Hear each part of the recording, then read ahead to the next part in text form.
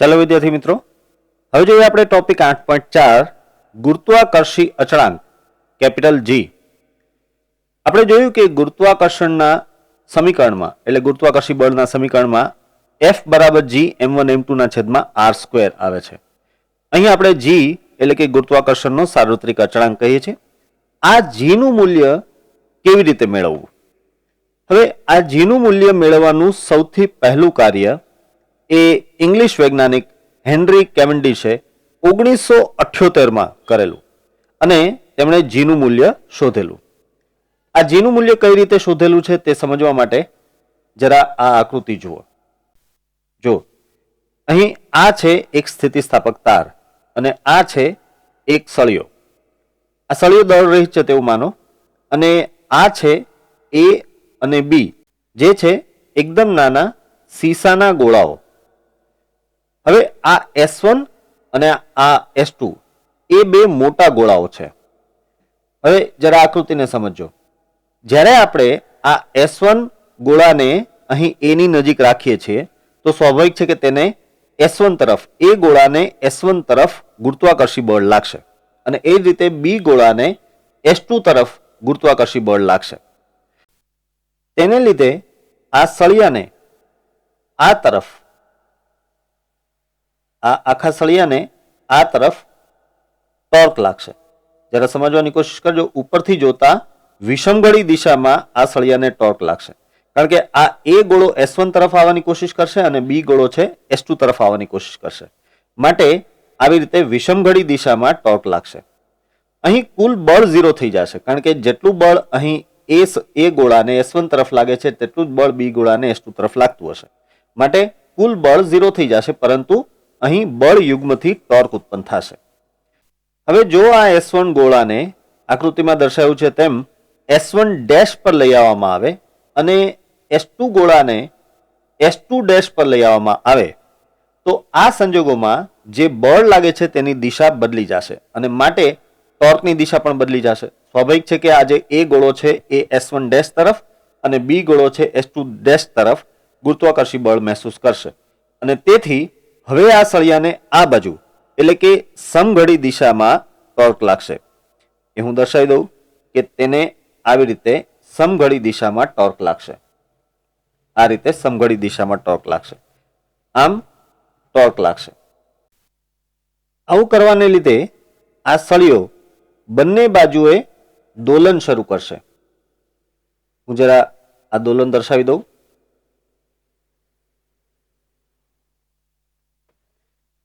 આવી રીતે આ સળિયો છે તે દોલન કરશે અને એ દરમિયાન તે સ્વાભાવિક છે કે કંઈક ખૂણો બનાવશે. હું જરા આ આકૃતિ ઠીક કરી લઉં. હવે જો આ આખી વાતને ફરીથી સમજાવી દઉં. પહેલા આ A ગોળાને S1 તરફ બળ લાગશે. આ બળને નામ આપીએ આપણે F. તે જ સમયે B ગોળાને S2 તરફ બળ લાગશે. સ્વાભાવિક છે કે આ બળ પણ હશે F જેટલું. હવે તેના પરિણામ સ્વરૂપે આ સળિયો આવી રીતે દોલન કરશે અને અહીં કંઈક ખૂણો બનાવશે. વિદ્યાર્થી મિત્રો, આ જે ખૂણો છે તેને આપણે નામ આપીએ દાખલા તરીકે થીટા. બરાબર? બંને બાજુ એક ખૂણો બનશે થીટા. હવે જ્યારે આપણે આ S1 ગોળાને S1 ડેશ પર લઈ આવીએ છીએ અને S2 ગોળાને તે જ સમયે S2 ડેશ પર લઈ આવીએ છીએ તો સ્વાભાવિક છે કે આ જે બળ લાગે છે ગોળા A પર જે બળ લાગે છે તેની દિશા બદલી જશે પણ તેનું મૂલ્ય એટલું જ હશે F જેટલું. અહીં પણ B ગોળા ઉપર જે બળ લાગે છે તેની દિશા બદલી જશે પણ તેનું મૂલ્ય તેટલું જ હશે F જેટલું. અને પરિણામ સ્વરૂપે હવે આ સળિયો આમ જશે એટલે કે આ બાજુ હવે દોલન કરશે અને ત્યાં પણ આટલો જ ખૂણો એટલે કે થીટા જેટલો ખૂણો બનાવશે. બરાબર? હવે જો આ સળિયાની કુલ લંબાઈ L જેટલી હોય, હું એ દર્શાવી દઉં કે આ સળિયાની કુલ લંબાઈ L જેટલી છે. બરાબર સમજો. અહીંથી આ A થી અહીં સુધી અને આ B થી અહીં સુધીનું જે આ અંતર છે તે L છે એટલે કે સળિયાની લંબાઈ છે L જેટલી છે. તો આવા સંજોગોમાં બળ યુગ્મ વડે ઉત્પન્ન થતું ટોર્ક આપણે આ રીતે લખી શકીએ. બળ યુગ્મ વડે ઉદ્ભવતું ટોર્ક ટો બરાબર બળ ગુણ્યા લંબ અંતર. હવે જો લંબ અંતર થશે L/2. પેલા હું સૂત્ર લખી લઉં. આ F અને L/2. અહીં સમજો કે બે બળ લાગી રહ્યા છે, એક આ બાજુ અને એક આ બાજુ. એટલે બંને બળો વડે બે ટોર્ક ઉત્પન્ન થશે, બેનો સરવાળો લીધો છે અહીં. તો આ છે બળ અને આ છે લંબ અંતર. લંબ અંતર આ કેન્દ્રથી લેવાનું છે. તો કેન્દ્રથી લંબ અંતર જે છે એ L/2 થશે. એટલે F ગુણ્યા L/2, F ગુણ્યા L/2. એટલે કે કુલ ટોર્ક જે છે એ તમને મળી જશે F ગુણ્યા L જેટલું. તો આ FL જેટલું ટોર્ક ઉત્પન્ન થાય. બરાબર, યાદ રહે કે આ બળ યુગ્મ વડે ઉદ્ભવતું ટોર્ક છે. અહીં આ જે બળ છે તે ગુરુત્વાકર્ષણને લીધે ઉદ્ભવતું બળ છે. તો તે લખી શકાશે G M કેપિટલ M ના છેદમાં d² અને ગુણ્યા L. આ હું જરા સમજાવી દઉં. જો અહીં આ જે નાનો ગોળો છે તેનું દળ છે સ્મોલ m અને આ જે મોટો ગોળો છે તેનું દળ છે કેપિટલ M. બરાબર, અને બંને વચ્ચેનું પ્રારંભિક અંતર એટલે આમ તો કેન્દ્રથી કેન્દ્ર વચ્ચેનું જે અંતર છે તે અત્યારે d જેટલું છે. એ જ પરિસ્થિતિ અહીંયા પણ છે કે આ જે S2 ગોળો છે અને આ જે B ગોળો છે તેની વચ્ચેનું અંતર છે d. S2 ગોળાનું દળ કેપિટલ M અને B ગોળાનું દળ છે સ્મોલ m. બરાબર, તો આના પરિણામ સ્વરૂપે અહીં જે ગુરુત્વાકર્ષી બળ લાગશે એ અને S1 વચ્ચે જે ગુરુત્વાકર્ષી બળ લાગશે તે આ બેના દળના ગુણાકાર અને આ બંને વચ્ચેના લંબ અંતર એટલે કે d² ના વ્યસ્ત પ્રમાણમાં હોય અને તેથી GMM ના છેદમાં d² ગુણ્યા L જેટલું ટોર્ક થાય. હવે જેવું આ સળિયો આવી રીતે બળને લીધે કોણાવર્તન અનુભવે, થીટા જેટલો ખૂણો બનાવે, એટલે શું થાય કે આ જે ઉપર તાર છે એ તારમાં વળ ચડે. આ તારમાં વારાફરતી બંને બાજુએ વળ ચડશે. એટલે હું બંને બાજુએ વળ દર્શાવી દઉં. જો સળિયો આમ જાય છે તો આમ વળ ચડશે, સળિયો આમ જાય છે તો આ બાજુ વળ ચડશે. હવે આ તારમાં જે વળ ચડશે તેને લીધે એ તાર પોતાની પુનઃસ્થિતિ પ્રાપ્ત કરવાની કોશિશ કરશે. એટલે કે તેમાં પુનઃસ્થાપક ટોર્ક ઉત્પન્ન થશે. જરા વાતને સમજો. પુનઃ સ્થાપક ટોર્ક. આ જે પુનઃસ્થાપક ટોર્ક છે જેને હું ટો ડેશ નામ આપું, તો એ ટો ડેશ એ કે થીટા જેટલો હોય, જ્યાં થીટા એ સળિયાએ લીધેલું કોણાવર્તન છે અને કે તેનો વળ અચળાંક છે. વાતને સમજો. અહીં કે બરાબર વળ અચળાંક છે, તારનો વળ અચળાંક. બરાબર, હવે સમતોલન સ્થિતિમાં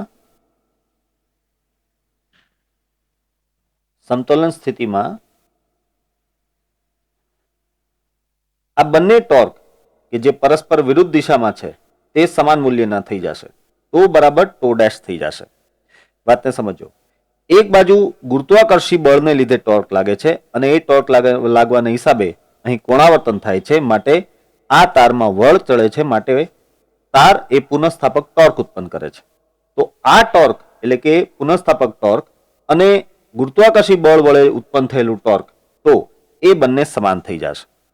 તો આપણે સમીકરણ લખી શકીએ કે G small m capital M upon d² into L બરાબર કે થીટા. હવે અહીં વાતને સમજો. જો અહીં M અને કેપિટલ M એટલે કે આ નાના ગોળા અને મોટા ગોળાના દળ એ ઓલરેડી જાણીતા હોય. L એટલે કે સળિયાની લંબાઈ ખબર જ હોય. D એટલે કે નાના ગોળા અને મોટા ગોળાના કેન્દ્ર વચ્ચેનું અંતર એ પણ માપી શકાય. K એટલે કે આ જે વળ અચળાંક છે, તારનો વળ અચળાંક, એ એક અલગ પ્રયોગ દ્વારા શોધી શકાતો હોય છે. તો K અલગ પ્રયોગ દ્વારા શોધી લેવામાં આવે અને થીટા એ માપી લેવામાં આવે. આ પ્રયોગ દરમિયાન જે કોણાવર્તન થાય છે થીટા તે માપી લેવામાં આવે. તો આ પરથી હવે G શોધવું સહેલું બની જાય. જો આ પરથી આપણે કહી શકીએ કે G બરાબર કે થીટા ડી સ્ક્વેર ના છેદમાં સ્મોલ એમ, કેપિટલ એમ અને એલ. તો આ રીતે કેવેન્ડિશે આ સૂત્રનો ઉપયોગ કરીને ને તેમાં બધી કિંમતો મૂકીને જીનું સૌ પ્રથમ વખત મૂલ્ય મેળવ્યું અને આ જીનું મૂલ્ય તેણે મેળવીને આપેલું તે છે 6.67 ગુણ્યા 10⁻11 ન્યૂટન મીટર સ્ક્વેર પ્રતિ કિલોગ્રામ સ્ક્વેર. તો આ રીતે કેવેન્ડિશે સૌ પ્રથમ વખત આ પ્રયોગ દ્વારા જીનું મૂલ્ય મેળવીને આપેલું. જો કે આ આજનું સુધારેલું મૂલ્ય છે, તેણે આપેલા મૂલ્યમાં થોડી ઘણી ત્રુટીઓ હતી. ચાલો હવે જોઈએ આપણે ટોપિક 8.5 પૃથ્વીના ગુરુત્વથી ઉદ્ભવતો પ્રવેગ. હવે એ માટે સૌથી પહેલા આપણે એક જુદી જ વાત અહીં ડિસ્કસ કરવાની છે. જો દાખલા તરીકે આ છે પૃથ્વીનો ગોળો, બરાબર. હવે પૃથ્વીના ગોળા ઉપર કોઈ એમ દળનો પદાર્થ, આ જો અત્યારે અહીં આ એમ દળનો પદાર્થ રાખેલો છે, પણ માનો કે આ પૃથ્વીના ગોળાની સપાટી પર એમ દળનો પદાર્થ રાખેલો હોય તો એવા સંજોગોમાં ત્યાં આગળ એને કેટલું ગુરુત્વાકર્ષણ બળ લાગે તે આપણે જાણીએ છીએ. Fe બરાબર G સ્મોલ એમ ME અપોન RE સ્ક્વેર, બરાબર. અહીં ME એટલે આ પૃથ્વીનું દળ છે, આ સમગ્ર પૃથ્વીનું દળ છે ME, અને સ્મોલ એમ એટલે આ જે પદાર્થ આપણે અહીં સપાટી ઉપર મૂકવાનો છે તેનું દળ છે, અને RE એ પૃથ્વીની ત્રિજ્યા છે. તો આ પરથી પૃથ્વીની સપાટી ઉપર કોઈ પણ પદાર્થ પડેલો હોય તો તેના ઉપર લાગતું ગુરુત્વાકર્ષી બળ મેળવી શકાય છે. જો પૃથ્વીથી દૂર હોઈએ આપણે તો પણ આ જ સૂત્ર લાગે, પરંતુ તેમાં RE ને બદલે R આવી જાય. દાખલા તરીકે પૃથ્વીથી કોઈ પદાર્થ છે, એમ દળનો પદાર્થ છે, R જેટલા અંતર ઉપર છે, તો એવા સંજોગોમાં અહીં RE સ્ક્વેર ને બદલે સ્મોલ R સ્ક્વેર આવી જાય. આપણે જાણીએ છીએ કે પૃથ્વીની સપાટી ઉપર અને પૃથ્વીની બહાર જ્યારે કોઈ પદાર્થ હોય ત્યારે ગુરુત્વાકર્ષણ બળનું સૂત્ર આ રીતે લગાડી શકાય છે. ઇનફેક્ટ આપણે પૃથ્વીના સમગ્ર દળને એના કેન્દ્ર ઉપર સંકેન્દ્રિત હોય તેવી રીતે વિચારીને ચાલી શકીએ છીએ. પરંતુ જો પૃથ્વીની અંદર કોઈ બિંદુ પાસે કોઈ પદાર્થ આપણે વિચારીએ, દાખલા તરીકે અત્યારે જો આ પૃથ્વીથી ડી જેટલી ઊંડાઈએ અંદર, પૃથ્વીથી ડી જેટલી ઊંડાઈએ અહીંયા કોઈ એમ દળનો પદાર્થ વિચારીએ તો તેના પર લાગતું ગુરુત્વાકર્ષી બળ એકદમ જુદું આવશે. એનું કારણ સમજીએ. જો આ પૃથ્વીને અસંખ્ય ગોળીય કવચોમાંથી બનેલી કલ્પી શકાય, સમજો છો. સૌથી નાનું કવચ અંદર વિચારો, ત્યારબાદ તેના કરતા મોટી ત્રિજ્યા વાળું કવચ, ત્યારબાદ તેના કરતા મોટી ત્રિજ્યા, એના કરતા મોટી ત્રિજ્યા, એમ કરતા કરતા વધતી જતી ત્રિજ્યાવાળા કવચો એકબીજા ઉપર ગોઠવીને આખી પૃથ્વી બનેલી છે તેવું આપણે વિચારી શકીએ. હું તમને ઉદાહરણ આપું, ડુંગળી જેવું વિચારો. એક ડુંગળીમાં જેમ ઉપર કવચ હોય, ત્યારબાદ અંદર કવચ હોય, અંદર કવચ હોય, અંદર કવચ હોય, અને એમ કરીને આખી ડુંગળી બનેલી હોય, તેમજ અહીં પણ તમે આ પૃથ્વીને અલગ અલગ ત્રિજ્યાવાળા કવચોમાંથી બનેલું વિચારી શકો, બરાબર છે. હવે એક ખાસ અગત્યની વાત સમજો. આપણે વાત કરી કે અહીં ડી જેટલી ઊંડાઈએ કોઈ એમ દળનો પદાર્થ પડેલો હોય, બરાબર. જો અહીં આ એમ દળનો પદાર્થ બતાવેલો છે, વાત એક જ છે. તમે અહીં ડી જેટલી ઊંડાઈએ એમ દળનો પદાર્થ વિચારો, અથવા તો કેન્દ્રથી સ્મોલ આર જેટલા અંતરે એમ દળનો પદાર્થ વિચારો, વાત એક જ છે. મેં અત્યારે આકૃતિમાં બહુ ગૂંચવણ ન થાય એ માટે અહીં સ્મોલ આર જેટલા અંતરે એમ દળનો પદાર્થ દર્શાવેલો છે. અત્યારે અહીં આ ડી જેટલી ઊંડાઈ જ છે. જેમ આ ડી જેટલી ઊંડાઈ બોલાય એમ અહીં પણ ડી જેટલી ઊંડાઈ જ બોલાય. અહીં કોઈ વ્યક્તિ ઉભેલો હોય તો તેને આ ડી જેટલી ઊંડાઈ જ એમ દળનો પદાર્થ છે તેવું અનુભવ થાય, બરાબર. તો અત્યારે આ ડી જેટલી ઊંડાઈએ એમ દળનો પદાર્થ છે, અથવા એમ કહીએ કે કેન્દ્રથી સ્મોલ આર જેટલા અંતરે એમ દળનો પદાર્થ છે. હવે એક વાત સમજો, સૌથી બહારનું કવચ, પૃથ્વીનું સૌથી બહારનું જે કવચ છે એ આ થશે, બરાબર, આ થશે. હવે આ કવચને લીધે આ એમ દળના પદાર્થ ઉપર કોઈ પણ જાતનું ગુરુત્વાકર્ષી બળ લાગતું નથી. આ વાત આપણે આગળ ચર્ચા કરી ચૂક્યા છે વિસ્તૃત દળ વડે લાગતા ગુરુત્વાકર્ષી બળમાં. તમને યાદ હોય તો કવચની અંદર કોઈ પણ બિંદુ પાસે જો પદાર્થ હોય તો તેને કોઈ ગુરુત્વાકર્ષી બળ ન લાગે. તો અત્યારે આ જે કવચ છે તેના વડે આ એમ દળના પદાર્થ ઉપર કોઈ ગુરુત્વાકર્ષી બળ નહીં લાગે. એટલું જ નહીં, આ કવચની અંદરનું બીજું કવચ વિચારો, આમ અંદરનું બીજું કવચ વિચારો, તેના દ્વારા પણ કોઈ ગુરુત્વાકર્ષી બળ નહીં લાગે.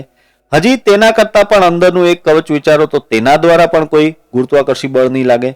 ત્યાં સુધી કે આ એમ દળના પદાર્થને સ્પર્શીને જતું હોય તેવું કોઈ કવચ વિચારો, તો તેના દ્વારા પણ કોઈ ગુરુત્વાકર્ષી બળ નહીં લાગે. પણ જેવા તમે એમ દળના પદાર્થ કરતા નીચેનું કવચ પસંદ કરો, દાખલા તરીકે આ, તો તેના દ્વારા ગુરુત્વાકર્ષી બળ લાગે. અને તે પછીના જેટલા પણ કવચો આપણે વિચારીએ તે બધા દ્વારા આના ઉપર ગુરુત્વાકર્ષી બળ લાગે. એટલે હવે મેં અહીં પૃથ્વીમાં આ એક સ્મોલ આર ત્રિજ્યાનો ગોળો અલગથી દર્શાવ્યો છે. બરાબર, આમ પૃથ્વીનો ભાગ જ છે. આ પૃથ્વી આખી આ છે, તેમાં એક આ અલગ રીતે સ્મોલ આર ત્રિજ્યાનો ગોળો વિચાર્યો છે. બરાબર, આખી પૃથ્વી આ છે, તેમાં એક સ્મોલ આર ત્રિજ્યાનો ગોળો અલગથી વિચારેલો છે. આ જે સ્મોલ આર ત્રિજ્યાનો ગોળો છે તે ગોળાનું સમગ્ર દળ એ આ સ્મોલ એમ દળ પર ગુરુત્વાકર્ષી બળ લગાડશે. જો આપણે એમ વિચારીએ કે આ જે નાનો ગોળો છે, સ્મોલ આર ત્રિજ્યાનો નાનો ગોળો, તેનું દળ એમ આર છે, એમ આર, તો તેના દ્વારા સ્મોલ એમ દળના પદાર્થ ઉપર જે ગુરુત્વાકર્ષી બળ લાગશે તે આ જ સૂત્ર વડે આપી શકાય, પરંતુ તેમાં એમ ઈ ને બદલે એમ આર લેવું પડે. તો હવે હું લખું કે સ્મોલ આર ત્રિજ્યાના ગોળા વડે ડી ઊંડાઈએ રહેલા એમ દળના પદાર્થ પર લાગતું ગુરુત્વાકર્ષી બળ, જેને આપણે એફ નામ આપીએ, તો એફ બરાબર થઈ જાય જી, અહીં સ્મોલ એમ અને અહીં આવશે એમ આર. બરાબર, અને છેદમાં આર નહીં આવે, હવે આવશે ખાલી સ્મોલ આર સ્ક્વેર, કારણ કે આ જે અંતર છે હવે સ્મોલ આર છે, તો સ્મોલ આર સ્ક્વેર આવશે. બરાબર છે. હવે આ સૂત્રમાં એમ આર એ કેટલો છે આપણને ખબર નથી, માટે એમઆર નું એક અલગથી સૂત્ર બનાવી શકાય, જે બનાવીને આપણે આ સમીકરણમાં મૂકશું. પેલા આ સમીકરણને આપણે સમીકરણ 1 કહી દઈએ. હવે જો, હવે એમઆર માટે એક કસરત કરવી પડશે આપણે. પહેલા તો એ કે પૃથ્વીનું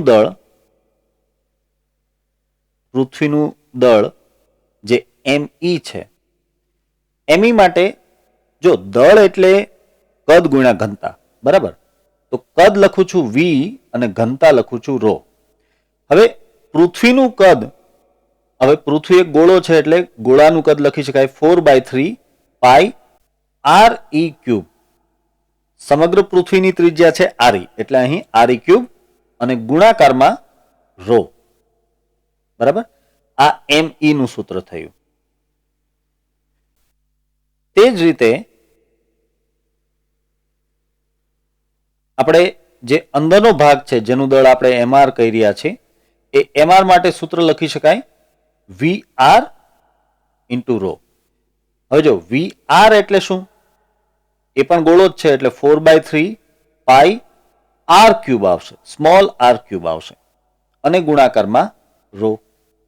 બરાબર, હવે આ સમીકરણને હું આરઈ ક્યુબ વડે ગુણીશ અને ભાગી નાખીશ. આ આરઈ ક્યુબ વડે ગુણી નાખ્યું અને અહીં આર ક્યુબ તો છે, છેદમાં આરઈ ક્યુબ અને ઘનતા રો. હવે તમે ધ્યાનથી જુઓ કે આ 4/3 આરઈ ક્યુબ ગુણ્યા રો એટલે તો એમી થઈ જાય ને. તો હવે આ સમીકરણ આપણે આવી રીતે લખી શકીએ.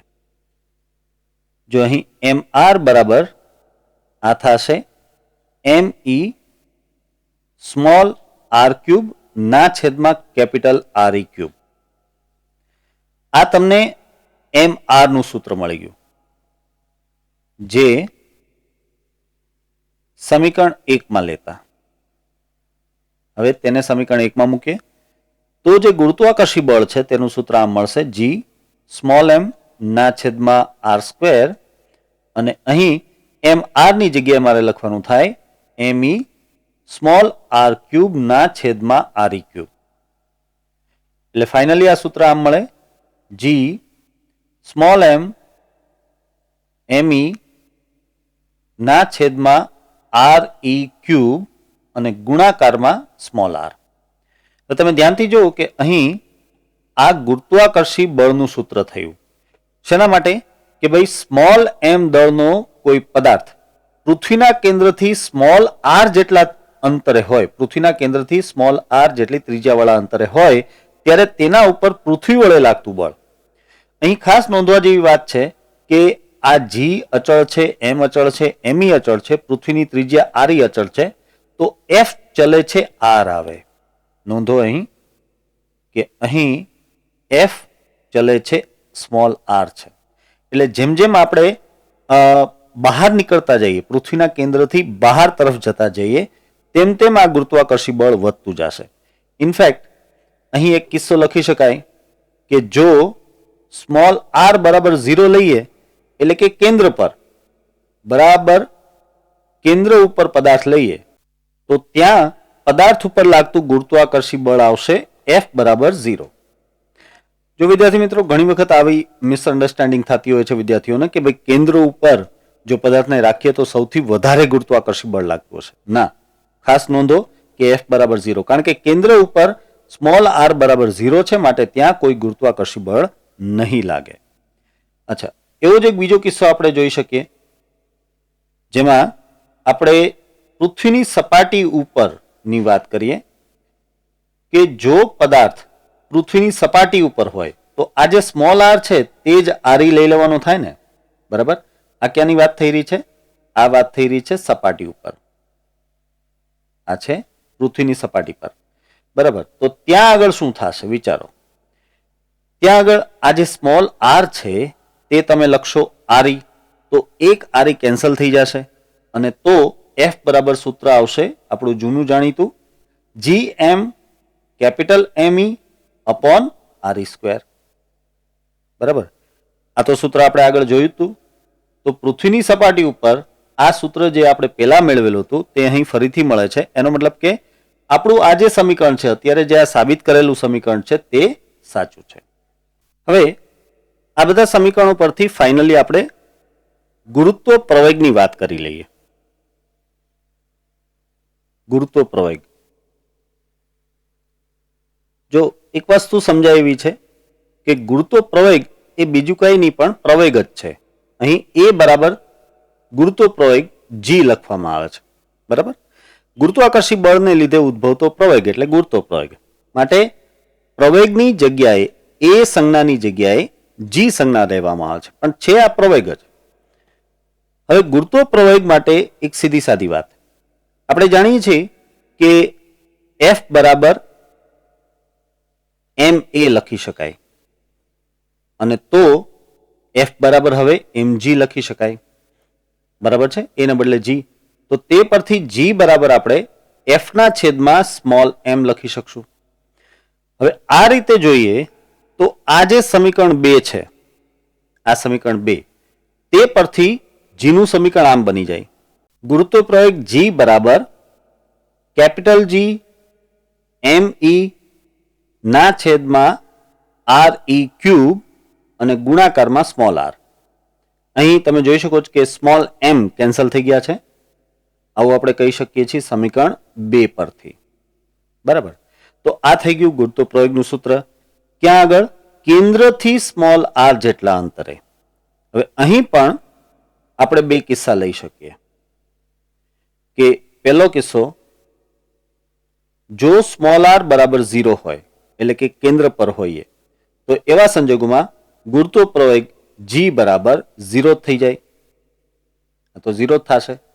અને બીજો કિસ્સો લઈએ સપાટી પરનો કે જો સ્મોલ આર બરાબર આર ઈ હોય તો એવા સંજોગોમાં સ્મોલ જી બરાબર સમીકરણ બની જશે જી એમ ઈ અપોન આર ઈ સ્ક્વેર. જી એમ ઈ અપોન આર ઈ સ્ક્વેર. એક આર ઈ કેન્સલ થઈ જશે, માટે જી એમ ઈ અપોન આર ઈ સ્ક્વેર. તો તો આ રીતે પૃથ્વીની સપાટી ઉપર ગુરુત્વ પ્રવેગ આ સમીકરણથી મળે છે અને પૃથ્વીના કેન્દ્ર ઉપર તો ગુરુત્વ પ્રવેગ 0 થાય છે. પૃથ્વીના કેન્દ્રથી કોઈ પણ સ્મોલ r જેટલા અંતરે આપણને ગુરુત્વ પ્રવેગ માટે આ સમીકરણ મળે છે. આ સમીકરણ અગત્યનું છે વિદ્યાર્થી મિત્રો, તેને આપણે બ્રેકેટ કરી લેશું. હું તેને બ્રેકેટ કરી દઉં છું આ રીતે. બરાબર છે. હવે જોઈએ ટોપિક 8.6 પૃથ્વીની સપાટીથી નીચે અને ઉપર ગુરુત્વ પ્રવેગ. આમ તો આ ટોપિક 8.5 સાથે જોડાયેલો જ છે. અહીં સૌથી પહેલા આપણે પૃથ્વીની સપાટીથી h જેટલી ઊંચાઈએ ગુરુત્વ પ્રવેગ gh શોધીશું. હવે એ માટે સૌથી પહેલા આ આકૃતિ ધ્યાનમાં લો. જો આ છે પૃથ્વી, જેનું દળ છે me, આ છે પૃથ્વીની ત્રિજ્યા re, આ કેન્દ્ર O, અને આ છે પૃથ્વીની સપાટી જેનાથી h જેટલી ઊંચાઈએ સ્મોલ m દળનો એક પદાર્થ છે. હવે આ h ઊંચાઈએ સ્મોલ m દળના પદાર્થ ઉપર લાગતું ગુરુત્વાકર્ષી બળ જો આપણે લઈએ તો આ પૃથ્વીની બહારનું બિંદુ છે, એટલે આમાં કઈ લાંબુ વિચારવાનું નથી. F બરાબર g small m capital me upon small r square, જ્યાં સ્મોલ r એટલે આ કુલ અંતર, કેન્દ્રથી સ્મોલ m દળનું જે કુલ અંતર છે એ છે સ્મોલ r. પણ તમે સમજી શકો કે અહીં સ્મોલ r બરાબર થશે h પ્લસ re. બરાબર. તો હવે જો r બરાબર h પ્લસ re મૂકીએ તો આ સમીકરણ થઈ જશે h plus re whole square.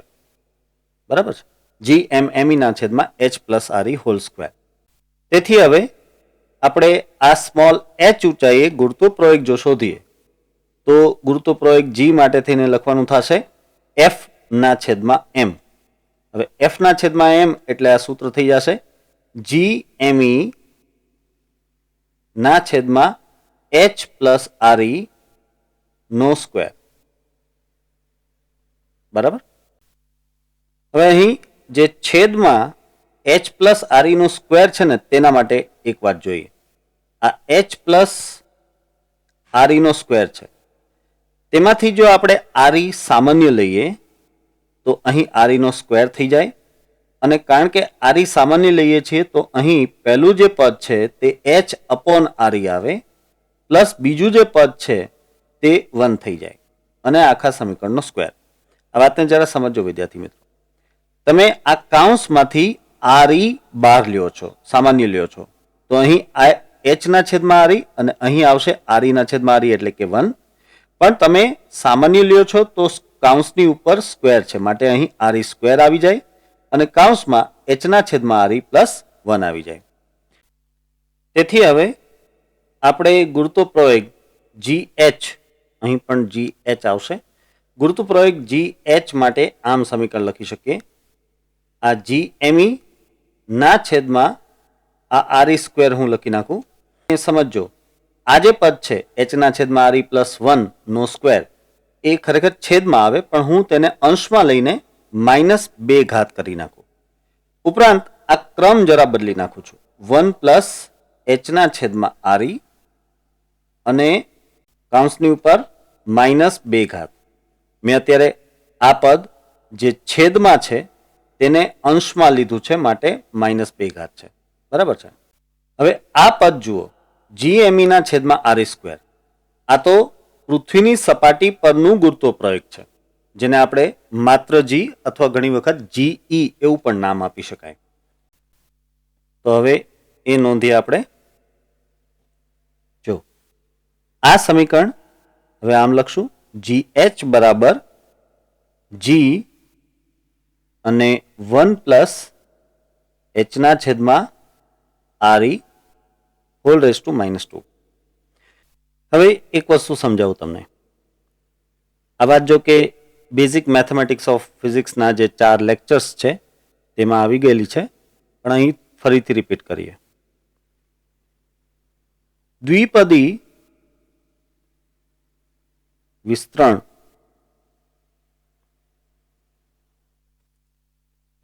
નો પ્રમેય જે છે તે શું કહે છે સમજો. જો આપણી પાસે 1 plus x raise to -n એવું કોઈ પદ હોય તો તેને આશરે 1 - nx લખી શકાય. શરત એ કે અહીં x વેરી લેસ ધેન 1 હોવું જોઈએ. મીન્સ કે x નું જે મૂલ્ય છે તે ખૂબ જ નાનું હોવું જોઈએ. અને હવે આ સમીકરણ આપણા ઉપરના સમીકરણના આ જમણી બાજુના પદ સાથે, આ કાઉન્સવાળા પદ સાથે લાગુ પાડી શકાય એમ છે. અહીં આ છે 1 અને આ છે h/r. હવે h/r માં h ખૂબ જ નાનો હોય. h એટલે કે પૃથ્વીની સપાટીથી જે પદાર્થ તમે ઉપર રાખેલો છે તેની ઊંચાઈ.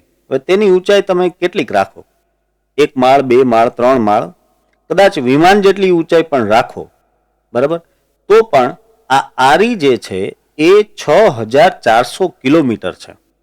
એટલે પૃથ્વીની ત્રિજ્યા કરતાં આ ઊંચાઈ ખૂબ જ ઓછી જ રહેવાની. માટે આ h/r પદ હંમેશા નાનું રહેશે. અહીં h/r જે પદ છે તે વેરી લેસ ધેન 1 છે. એટલે કે આ h/r પદ અહીં x ની ગરજ સારે છે અને આ -n ને બદલે અહીં છે -2. તો તેનો જવાબ આપણે આવી રીતે લખી શકીએ. તેથી હવે આપણે gh બરાબર કહી શકીએ g1 - 2h/r. બરાબર છે. અહીં જે ઘાત છે -n એ સહગુણક બની જાય છે. એટલે આપણા કિસ્સામાં ઘાત છે -2 તો એ સહગુણક બની ગઈ -2 અને x ના સ્થાને h/r છે તો આ x ના સ્થાને h/r આવી ગયું. તો આ રીતે આપણને પૃથ્વીની સપાટીથી h જેટલી ઊંચાઈએ ગુરુત્વ પ્રયોગનું આ સમીકરણ મળ્યું. આ સમીકરણ ખૂબ જ અગત્યનું છે વિદ્યાર્થી મિત્રો. બધા જ MCQમાં દાખલાઓમાં આનો ઉપયોગ બહોળો થાય છે. gh બરાબર g1 - 2h/r. હવે જોઈએ આપણે નેક્સ્ટ કિસ્સો કે જેમાં આપણે પૃથ્વીની સપાટીથી અંદર d જેટલી ઊંડાઈએ ગુરુત્વ પ્રયોગ શોધીશું. પૃથ્વીની સપાટીથી d ઊંડાઈએ ગુરુત્વ પ્રયોગ gd. હવે એ માટે સૌથી પહેલા આ આકૃતિ જુઓ. જો આ છે સમગ્ર પૃથ્વી જેની ત્રિજ્યા અહીં દર્શાવેલી છે re અને તેનું દળ અહીં દર્શાવેલું છે me. હવે આ પૃથ્વીની સપાટીથી d જેટલી ઊંડાઈએ અહીં એક પદાર્થ આપણે વિચારવાનો છે. આ પદાર્થ હું અહીં દર્શાવી દઉં. આ છે અત્યારે સ્મોલ m દળનો પદાર્થ. આ સ્મોલ m દળ બરાબર છે. તો આ સ્થાને એટલે કે આ પદાર્થ જ્યાં રાખેલો છે તે સ્થાને ગુરુત્વ પ્રયોગ કેટલું થાય તે આપણે શોધવું છે. અત્યારે પૃથ્વીની સપાટીથી ઊંડાઈ છે d અને આમ પૃથ્વીના કેન્દ્રથી અંતર છે સ્મોલ r. અહીં બહુ સ્પષ્ટ છે કે સ્મોલ r બરાબર આપણે લખી શકીએ re - d. એ તો છે જ. આ સ્મોલ r બરાબર શું થશે? re - d. હવે સૌથી પહેલા આપણે આ બિંદુ પાસે ગુરુત્વીય બળ શોધીશું અને ત્યારબાદ તેમાંથી ગુરુત્વ પ્રવેગ મેળવીશું. હવે આ બિંદુએ ગુરુત્વ બળ શોધવું હોય તો તેમાંથી પસાર થતો આ એક અંદરનો ગોળો વિચારો. આ સમગ્ર પૃથ્વી છે તેમાંથી આ એક અંદરનો ગોળો આપણે વિચારીએ કે જે બરાબર સ્મોલ r ત્રિજ્યાનો છે અને તેનું દળ ધારો કે ms છે. તો સૌથી પહેલા આપણે આ ms દળ શોધીશું તો જ આપણને આ બિંદુ પાસે સ્મોલ m દળ પર લાગતું ગુરુત્વાકર્ષી બળ મળશે. તમને યાદ હશે આગળના ટોપિકમાં આપણે વાત કરી ચૂક્યા છીએ કે આ જે બહારનો ભાગ છે આ એટલો d જેટલી જાડાઈનો આ જે ભાગ છે અથવા એમ કહું કે d જેટલી જાડાઈનું આ જે કવચ છે તેના વડે આ સ્મોલ m દળના પદાર્થ પર કોઈ જ બળ નથી લાગતું. પણ આ જે અંદરનું સ્મોલ r ત્રિજ્યાનો ગોળો છે તેના વડે જ આ સ્મોલ m પદાર્થ પર બળ લાગશે. તો તે માટે આપણે ms દળ શોધવું પડશે. હવે સૌથી પહેલા પૃથ્વીનું દળ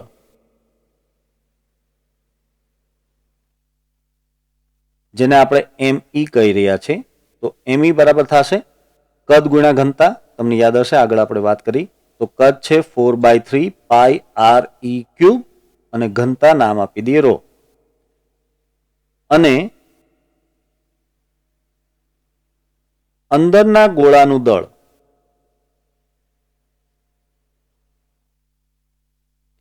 જેને આપણે નામ આપીએ ms, તો તેના માટે સૂત્ર આવશે 4/3 પાઈ સ્મોલ r ક્યુબ અને રો. ત્યારબાદ આ સમીકરણને આપણે r e ક્યુબ વડે ગુણીએ અને ભાગીએ. એટલે હું આમ લખી શકું, આ સ્મોલ r ક્યુબ તો આવશે જ, અહીંયા આવશે r e ક્યુબ ના છેદમાં r e ક્યુબ અને રો. હવે અહીં આ 4/3 પાઈ છેદમાં r e cube into rho એ તો છે me. 4/3 pi r e cube rho બરાબર શું છે? me. તો તેના બરાબર આપણે લખી શકશું me. એટલે આ થઈ જશે me અને જે બાકી વધે છે તે છે r ક્યુબ ના છેદમાં r e ક્યુબ. આ થઈ ગયું દળ ms નું સૂત્ર. હવે આપણે સ્મોલ m દળ પર લાગતું ગુરુત્વાકર્ષી બળ લઈએ કે જે d જેટલી ઊંડાઈએ છે, માટે આ બળને આપણે fd નામ આપીશું. તો fd બરાબર સૂત્ર આવશે g સ્મોલ m, અહીં દળ આવશે ms ના છેદમાં સ્મોલ r સ્ક્વેર. બરાબર, અહીં ms નું સૂત્ર મૂકી દઈએ તો આ થઈ જશે g સ્મોલ m. ms તરીકે લખવાનું છે me r ક્યુબ ના છેદમાં અહીં એક સ્મોલ r સ્ક્વેર છે અને એક r e ક્યુબ છે.